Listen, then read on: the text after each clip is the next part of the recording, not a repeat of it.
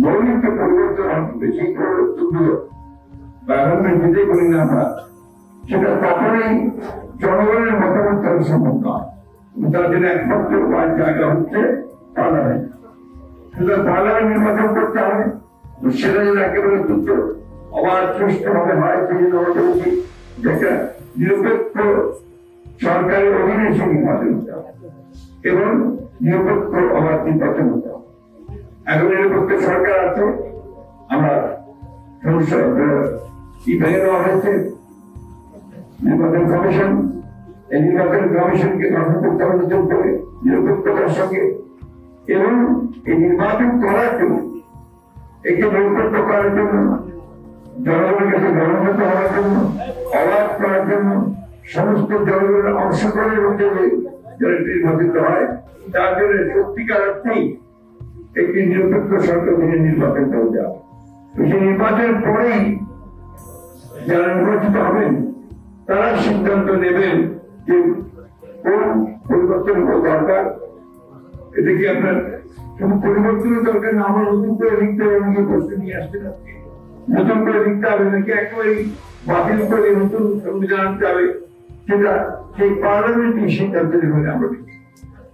এবং সেই জন্য আমরা বারবার করে যে কথা বলছি যে আওয়ামী লীগ হাসিনার সরকার তার কিন্তু 16 বছর ধরে এই দেশের রাজনীতি এবং অর্থনৈতিক যে ক্ষতি করেছে সেটা নির্বাচন ব্যবস্থা বলতে কিছু নেই, গণতন্ত্রের ব্যবস্থা বলতে কিছু নেই। গণতন্ত্রের যে প্রতিষ্ঠান হলো সেই প্রতিষ্ঠানগুলোকে সবগুলো ধ্বংস করা হবে।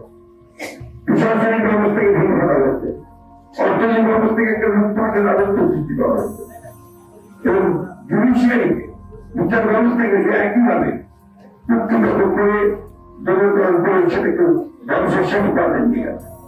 পুরো একটা সুষ্ঠুভাবে নির্বাচন করতে গেলে ন্যূনতম যে পরিবর্তনগুলো দরকার ব্যবস্থার দরকার সেটা নিতে হবে। অর্থাৎ নির্বাচন কমিশন যে পরিবর্তন সংস্কার দরকার সেটা করতে হবে, প্রশাসনিক কাঠামোর যে পরিবর্তন সংস্কার দরকার সেটা করতে হবে, একই সঙ্গে জুডিশিয়ারি যে সেটা দরকার সেই বক্তব্য করতে হবে, অবলম্বনে নির্বাচন ব্যবস্থা করতে হবে। আমাদের দেশের নির্বাচন যে যখনই আমরা একটা সুযোগ পাই, আজকে ছাত্র জনতা দলের বুকে রক্ত দিয়ে যে সুযোগ তৈরি করে দিয়েছেন আমাদেরকে সামনে এগিয়ে যাবার, আমাদের ব্যবস্থাকে জনগণের একটা অনুকূল ভাবে জনগণ যা চায় সেভাবে নিয়ে আসা, সেটাকে নস্বাত করার জন্য, নষ্ট করে দেওয়ার জন্য ইতিমধ্যেই আপনার কাজ শুরু হয়েছে। আমি আমরা করে যখন দেখি আমাদের অত্যন্ত শিক্ষিত মানুষেরা, সমাজে যাদের অত্যন্ত গুরুত্ব আছে, তারা যখন বিভিন্ন রকম কথা বলেন অত্যন্ত বিভ্রান্ত হল। যারা দায়িত্ব পেয়েছেন, এই সরকার যাদেরকে দায়িত্ব দিয়েছে তাদের মধ্যে অনেকে বলেন দল তৈরি করতে হবে, দল বিস্মিত না হয়ে পড়া যায় না, এই আমাকে কেউ দিয়েছে, তুই এই দায়িত্ব প্রদান কোথায় তিনি বলবেন নতুন দল তৈরি করতে হবে। তাহলে আমরা কি করে জনগণ ভাবতে যে এরা নিরপেক্ষ কাজ করছে। দ্বিতীয়ত দেখবেন বেশ কিছু সংগঠন, বেশ কিছু গোষ্ঠী তারা ইতিমধ্যে কাজ শুরু করেছেন এই অন্তর্বর্তীকালীন সরকারকে অনির্দিষ্টকালের জন্য রাখা হবে। তারা একেবারে পরিবর্তন করে দেবে, সমস্ত সংস্কার তারাই করে দেবে। তাহলে জনগণের তো দরকার নেই, পার্লামেন্টের দরকার নেই। আপনি যখন আজকে পত্রিকার নাম বলছি না, একটি পত্রিকায় দিয়েছে একটা জরিপের বরাদ দিয়ে, এই জরিপ কারা করেছে আমি ঠিক করতে পারবো না, ব্ল্যাক ইনস্টিটিউট, আমি জানি না তারা কিভাবে জরিপটা করেছে।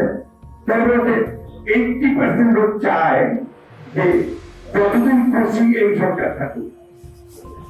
এটা আমি জানি না তারা এই কথাগুলো করতে পেল কিভাবে পেল, জনগণ এটা করে দিবে। এই ধরনের কথা, এই ধরনের রিপোর্ট করা থেকে আমার মনে হয় ভেবে চিন্তেই করা উচিত, কেউ এটা যেন বিভ্রান্তির সৃষ্টি না হয় সে বিষয়টাও আমাদের খেয়াল রাখতে হবে। আসুন আমরা সবাই মিলে এই সুযোগ থেকে কাজে লাগিয়ে সত্যিকার অর্থে দ্রুত সময়ের মধ্যে আমরা যেন জনগণের নির্বাচিত একটি পার্লামেন্ট নিয়ে তার দ্বারা সংসদ সমাধান করতে পারি, সেই চেষ্টা আমাদের করতে হবে।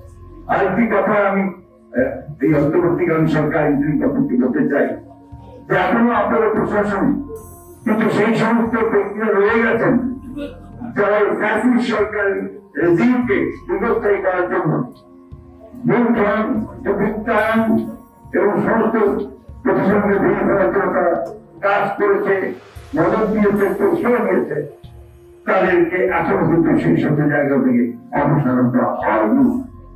আমি আবার জানাবো অতি দ্রুত তাদেরকে চিহ্নিত করে মূল জায়গাগুলো যেগুলো পরিস্থিতি হয় সেই জায়গা থেকে সরিয়ে দিয়ে এই দেশকে অন্তত এমন একটা কাঠামো তৈরি করেন যেখানে একটি নিরাপত্তা নির্বাচন হতে পারে, যেখানে নিরাপত্তা হতে পারে এবং সমস্ত রাজনৈতিক দলগুলো তাদের প্রোগ্রামে তারা জনগণের সঠিক উপস্থিত হতে পারে, জনগণের সঠিক সিদ্ধান্ত নিতে সক্ষম হয়।